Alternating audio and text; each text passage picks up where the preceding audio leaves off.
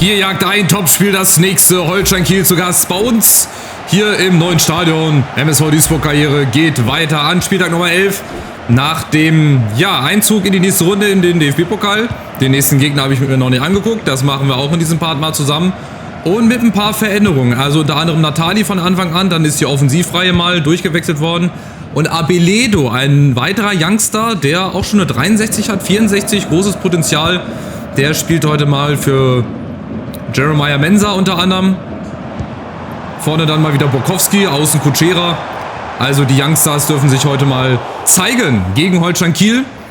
Platz 3 will ich natürlich gerne festigen, weil ich weiß, wie schwer das ist, sich dann oben festzusetzen, oben zu bleiben. Von daher muss ich jede Gelegenheit hier nutzen, um die Punkte zu sammeln. Und ich hoffe, wir machen gegen Kiel heute so weiter. Borkowski kommt vorne leider nicht ganz ran. Aber Borkowski, der weiß ja, wo das Tor steht. Und ich hätte auch Natali als ZDM hier einstellen können für Rice, weil der ist auch nicht ganz fit. Aber da muss ich halt nochmal nachlegen. Vielleicht im Winter. Vielleicht kriege ich ja einen günstigen ZDM irgendwie geliehen. Weil das wäre dann nochmal eine Position. Da müsste ich da nochmal was tun, weil da habe ich dann niemanden mehr. Aber jetzt kommen wir erstmal mit 4 Mann hier angesprintet. Kutschera ist ganz frei. Die große Chance für den Youngster. Kutschera. Da hätte ich auch noch gehen können. Da war noch Platz noch da. Ja, kritische Blicke. Was wäre gewesen, wenn Krüger da gewesen wäre? Wir werden es nie erfahren. Schade. So. Aber die Ecke, die können wir ja vielleicht mal verwerten. Die macht Lennart Kahl. Die kommt gar nicht so schlecht. Borkowski ist da. Und Ontivero. Sprinte. Unten nochmal hin auf Lennart Kahl. Rice, Natali sehr gut gemacht. Siltan muss entgegenkommen. Oben gut durchgelaufen, aber guck mal, das ist egal, was wir wieder machen. Die KI, die ist uns direkt auf den Fersen. Zack, die kriegt jede Drehung einwandfrei hin. Borkowski. Siltan und jetzt unten durchstecken auf Abeledo. Abeledo ist angekommen. Der Youngster mit seinem ersten Tor, das ist ja Wahnsinn. Nicolas Abeledo. Sein erstes Spiel, erstes Tor. Eine feine Schusstechnik, der Spieler, muss ich sagen. Hier läuft gut ein. Und besser kann sie es nicht machen. Also das hätte Lennart Kahl nicht besser hinbekommen und die anderen Youngster auch nicht. Zack, mit links oben rein. Und genau das ist unsere Zukunft. Darauf müssen wir bauen. Auf solche Youngsters hier. Das ist ja Wahnsinn, ey. Der macht schon mal sich ein bisschen teurer, Nicolas Abeledo. Das wird sein Marktwert direkt mal um 5% steigern. Weiß ich nicht. Auf jeden Fall haben wir die Führung. Gegen Holstein Kiel, aber aufgepasst. Die Kieler kommen. Vorteil, jetzt gibt's den Freischuss, gefährliche Position und Gelb für Paul Kasper. Muss ich aber machen, sonst wäre der durch gewesen, der andere. Hier schauen wir nochmal die Grätsche. Kannst du geben. Ob der da jetzt Gelb geben muss, weiß ich nicht. Wahrscheinlich, weil der direkt vom Strafraum war. So, wen haben die Kieler denn? Als Schützen. Haben die noch Holtby? Ne, der ist ja schon längst weg. Knutzen kommt mit hinzu, springt rüber. Putschas macht das. Putschas! Und Braune geht auf Nummer sicher. Und der Knutzen macht dafür die Ecke. Die kommt, Natali klärt. Und jetzt die Chance umzuschalten. Ballgewinn. Wie schnell können wir umschalten? Borkowski. Kutschera, ein Doppelpass. Und jetzt Borkowski muss außen laufen. Den kriegt er. Ein komischer Laufweg, aber jetzt hat er Borkowski. Nimmt Kutschera mit, der läuft ein. Kutschera. Und unten durchgesteckt. Karl wird weggedrängt. Junge, ist ein bisschen mehr. Hättest ihn wegdrücken können. Abeledo, Siltan. Ja, die Kieler stehen mit ihrer Dreierkette, Fünferkette. Silke Schwertfeger. Silke Schwertfeger, dein Fenster vom Auto ist offen. Ist ja eigentlich dumm. Wer lässt denn bei der Tür das Fenster offen? Ja, weil sie Abeledo sehen wollten. Deswegen hat sie das Fenster aufgelassen. Weil sie den Youngster grüßen wollte. Nicolas Abeledo. Das ist ja Wahnsinn. Was ist das denn für ein Talent, ey? Wo habe ich den denn aufgegabelt? Frau Silke Schwertfeger, hier, das ist die Antwort auf die Frage, warum das Fenster offen stand. Weil sie dieses Tor nicht verpassen wollte. Der hat einen sehr, sehr guten Abschluss, ey, fällt mir auf. Also der macht die Dinger Als wenn es nichts wäre. 10 von 10. Yes, baby, come on. Also Doppelpack von Nicolas Arbelodo. Und gleich nochmal 5% obendrauf. Warum ist der so gut? Warum habe ich den nicht schon früher spielen lassen, ey? Ich habe hier die geilsten Spieler wahrscheinlich geholt, die geilsten Talente und die vergammeln bei mir auf der Bank. Haben schon so Spinnweben in den Haaren, weil sie nicht spielen. Oh, was ist das denn? Was machen die Kieler denn? Es ist eine Auflösungserscheinung. Geschwill gegen Borkowski. Und da ist er wieder, Arbelodo. Jawohl, hol dir den Hattrick, Arbelodo. Oh, der war zu schwer. Der war zu schwer aus seiner Sicht. Schade, schade, schade. Karl mit der Grätsche. Das wäre ein Ding gewesen, ey. Lupenreiner Hattrick in deinem ersten Spiel als Profi. Aber schon alleine, dass er von alleine den Weg mitläuft, dass er den Weg macht. Borkowski und Arbelodo, der läuft natürlich wieder durch. Warum auch nicht? Arbelodo, jetzt aber. Nicolas Arbelodo, das gibt's nicht. Das ist eine Wahnsinnsgeschichte. Was der junge Spanier hier schreibt, der weiß gar nicht, wie er jubeln soll. Junge, das ist dein Moment. Vamos. That's your moment, my friend. I love you. Nicolas Arbelodo, ey, was ist das denn für ein Spieler? Der macht die Dinger, ey, als wenn es selbstverständlich wäre. Ziemlich, ziemlich geil. Ich muss kurz einen Schluck trinken. Sonst habe ich gleich keine Stimme mehr wegen dem Typen. Nicolas Arbelodo, ey. Merkt euch den Namen. Dreierpack in der ersten Halbzeit. Und wir sind noch nicht durch. Also ich würde als Holstein Kiel die Dreierkette umstellen. Ich glaube, das war nicht so eine gute Idee. Ich glaube, das war nicht gut. Aber ist so eine Vermutung. Ihr könnt auch so weiterspielen, ist mir egal eigentlich. Borkowski kommt. Da ist er. Oh, Freistoß. Schade, Ball zu lang gehalten.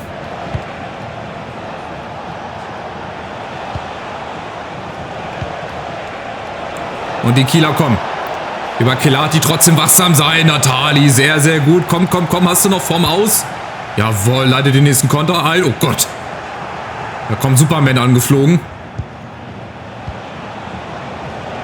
Und Tevero, super. Das ist ein richtig gutes Spiel. Sind alle sehr, sehr aufmerksam. Das geht alles sehr schnell, sehr flüssig. Und Arbelodo ist wieder vorne. Natürlich. Wo auch sonst. Nicolas Arbelodo macht gleich weiter so. Schade. Schade, schade, schade. Oh, die Kieler wechseln jetzt schon.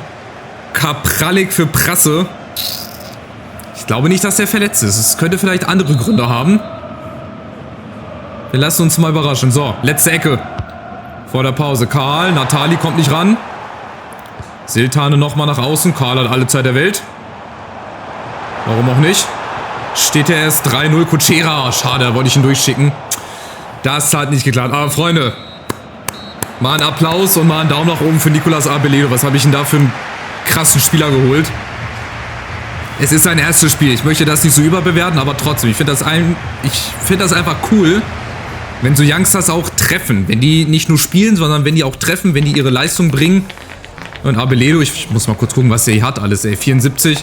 Der ist gar nicht so schnell. 74 Tempo. Der hat bei Schießen auch nur eine 57. Schwacher Fuß 3 Sterne. Wo ist der denn gut? Bei Bissigkeit, okay. Der hat eine gute Beschleunigung. Ballkontrolle 67. Kurzer Pass. Also eigentlich ist der gar nicht so der Torjäger. Ist halt ein klassischer Zehner.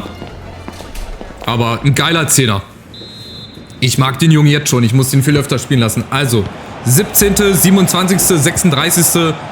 Nicolas Arbelodo. Mal gucken, was die zweite Halbzeit noch so bringt. Jetzt kommt erstmal Kiel. Oh, und die kommen sehr schwungvoll aus der Kabine. Das ist Kelati. 1-3. Andu Kelati. 5. Tor im 11. Spiel. Und so schnell kann es gehen. Ein kleiner Stimmungsdämpfer. Da waren wir nicht auf dem Posten. Da waren wir noch irgendwo mit den Gedanken in der Kabine. Schade. Das hätten wir verteidigen können. So, jetzt wird es natürlich spannend. Je nachdem, was Holstein Kiel macht. Und je nachdem, was wir machen. Aber umgestellt haben sie nicht. Die haben immer noch eine Dreierkette. Beziehungsweise dann Fünferkette, wenn es in die Defensive geht. Das müssen wir jetzt ganz klug spielen, weil wenn die hier noch ein zweites Tor machen, dann wird das hier spannender, als mir lieb war. Aber wir haben hier Nicolas Abeledo, mit dem ich jetzt natürlich auch nicht mit dem Kopf durch die Wand gehen darf.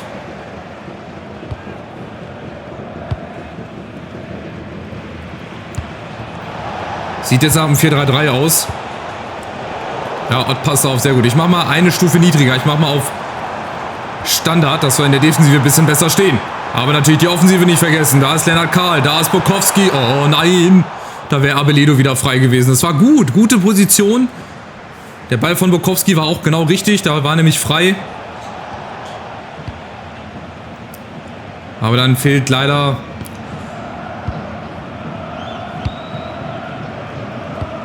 der entscheidende Durchbruch. So, eine Stunde jetzt gespielt. Die Kieler fangen auch an, Fußball zu spielen. Haben jetzt hinten 3 Verteidiger. Gut, das heißt, Dreierkette ist nach wie vor da. Wir kriegen das momentan nicht verteidigt. Jetzt. Und dann natürlich umschalten. Bukowski außen. Lennart Kahl. Lauf mit, lauf mit, lauf mit, lauf durch. Das ist genau dein Weg, den du machen musst. Lennart Kahl gegen 3 Mann. Oh, Bukowski wäre vorne frei gewesen. Schade. Habe ich nicht gesehen. Habe ich zu spät gesehen. Wieder Kahl. Bukowski. Okay, statt jetzt können wir froh sein, dass wir Abeledo hatten. Der hat 3-mal in der ersten Halbzeit geknipst. Zweite Halbzeit ist bislang noch nicht viel. Aber wir müssen jetzt auch nicht mehr. Aber trotzdem, wir müssen fighten. Das war ein richtig guter Ballgewinn. Bukowski ist nicht im Abseits. Bukowski! Der alte 3-Tore-Abstand ist wiederhergestellt. Dennis Bukowski, 3. Tor. Sehr, sehr wichtig, weil wenn Kiel da nochmal rangekommen wäre, das 3:2 gemacht hätte, das wäre nochmal unnötig spannend wieder geworden. Aber wir haben ja Bukowski, der ist treffsicher, den kannst du immer mal reinwerfen. Sehr, sehr gut gemacht. Schmälert natürlich nicht die Leistung von Abeledo, der bleibt nach wie vor Mann des Spiels. War auch wieder mit dran beteiligt.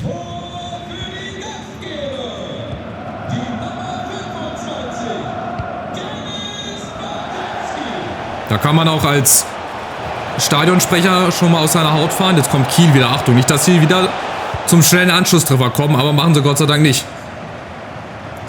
Nächster Angriff. Lennart Kahl, wieder Abeledo und wieder Kahl. Der hat die ganze rechte Seite für sich. Da kommt kein Kieler hinterher. Bukowski in der Mitte. Oh. Jetzt hat mir dieser Haken gefehlt. Hätte er da den Ball hochgeschnickst, dann hätte ich auf Bukowski gespielt und dann hätte es 5-1 gestanden. Schade, so ist das manchmal. Es läuft nicht immer so, wie man möchte. So, ich kann jetzt aber nochmal wechseln. Letzten 20 Minuten, aber Abeledo, den lasse ich durchspielen. Hier Rice zum Beispiel, da könnte ich Schlicke einwechseln. Der kann doch gar kein ZM.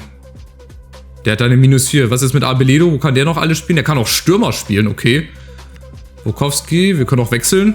Wir lassen das mal. Kann Abeledo auch da? Nee, auf keinen Fall. Cochera und die anderen können es auch nicht. Ah, warte mal, vielleicht Lennart Kahl. Was ist, wenn ich den hier hinstelle? Ist halt ein ZDM, ne? Ich brauche ein ZDM. Ja, habe ich leider nicht. Was ist mit Mensa? Ja, zur Not stelle ich Mensa dahin. Das geht. Dann haben wir Vogi auf der rechten Seite. Die lasse ich mal durchspielen. Dann mache ich das so. Dann kommt jetzt Abeledo nach vorne. Bukjans kommt als ZOM. Ja, und der Kasper darf sich jetzt keine gelbe Karte mehr abholen. Das wäre sehr, sehr wichtig. Oh, da hat er die Lücke gelassen. Kasper kommt nicht ran. Und dann ist Kiel wieder da. 4-2. Ein sehr torreiches Spiel wieder durch Jonas Terkelsen. 3. Saisontor. Weil da war der Fehler. Da kommt der Move. Und dann kommt Kasper auch nicht mehr hinterher. Und für Braune gibt es da nichts zu machen. Nichts zu halten. 4-2. Es geht um was. Man merkt, beide Mannschaften sind oben, stehen oben, wollen auch oben bleiben. Und bislang haben wir die 3 Punkte, Stand jetzt, aber es sind noch 15 Minuten zu spielen. Und die Kieler werden nochmal alles nach vorne hauen. Das ist aber auch gut für uns. Wenn sie so draufrücken oder raufpreschen. Bukjans, Abeledo ist wieder da, aber im Abseits. Ja, das war klar, das waren 3-4 Meter Abseits. Ja, Mahu kommt für Abeledo, der kriegt jetzt seinen Applaus, er kriegt jetzt seine Standing Ovations, der Youngster. 3 Tore in seinem ersten Spiel, lupenreiner Hattrick. Sehr, sehr stark gemacht. Ich hoffe, dass ich den noch öfter zum Einsatz bringe. Und Mahu darf jetzt vorne auch nochmal zeigen. Und vielleicht auch nochmal ein Tor machen, denn die Kieler kommen. Bernhardsson, Phil Harris. Die Verteidigung kommt nicht richtig hin. Steht ein bisschen durcheinander. Natali ist da. Behält die Übersicht, wichtig. Und wieder umschalten in die andere Richtung. Siltan. Bokerans und Vogi. Nimmt ein bisschen Zeit von der Uhr. Gegen Ivesic. Da kommt Bokerans. Gut gemacht. Da ist Mahu. Siltanen. Jetzt kommt der Ball besser an. Aber zu zentral. Aber ein Abschluss. Bisschen Zeit gewonnen. Das ist jetzt das eigentliche Ziel. Bisschen Zeit gewinnen. Die Kieler zum Laufen bringen. Und vielleicht doch nochmal irgendwie ein 5. Tor machen.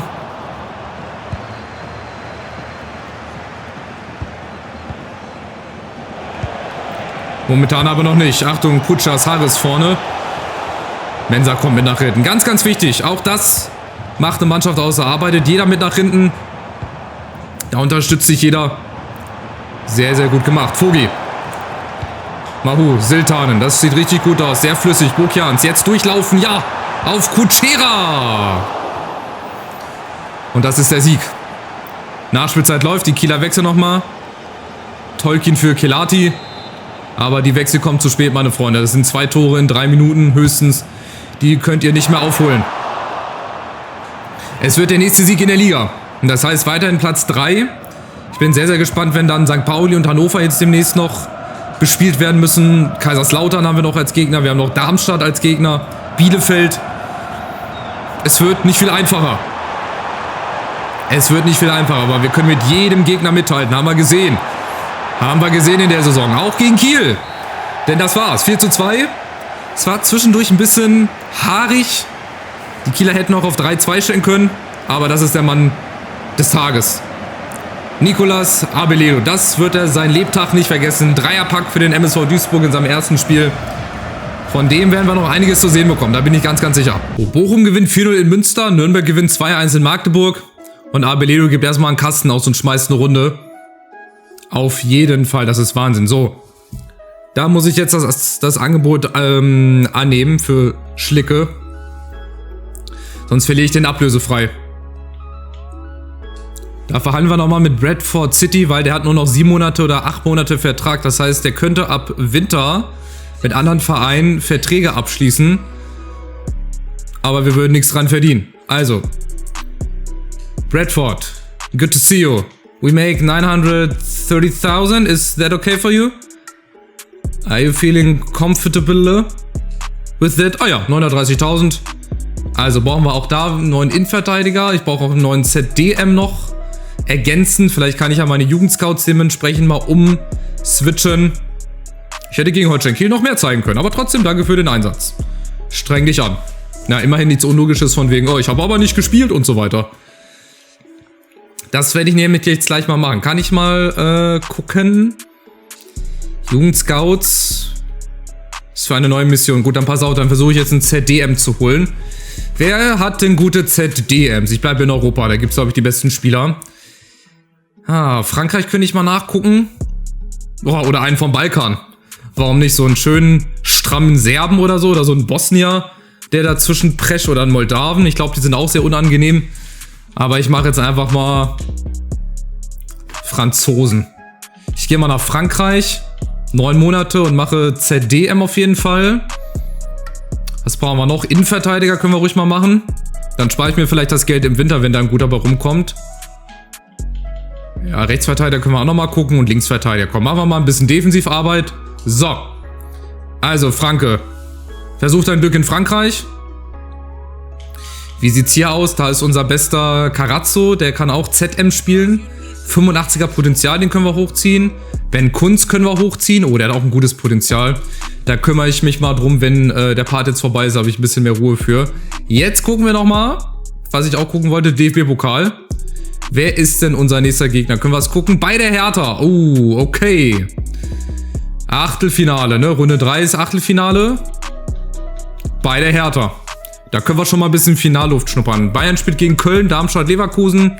Stuttgart, Frankfurt auch sehr interessant. Cottbus, Wolfsburg und Leipzig gegen Dortmund. Am 1. Dezember in Berlin. Okay.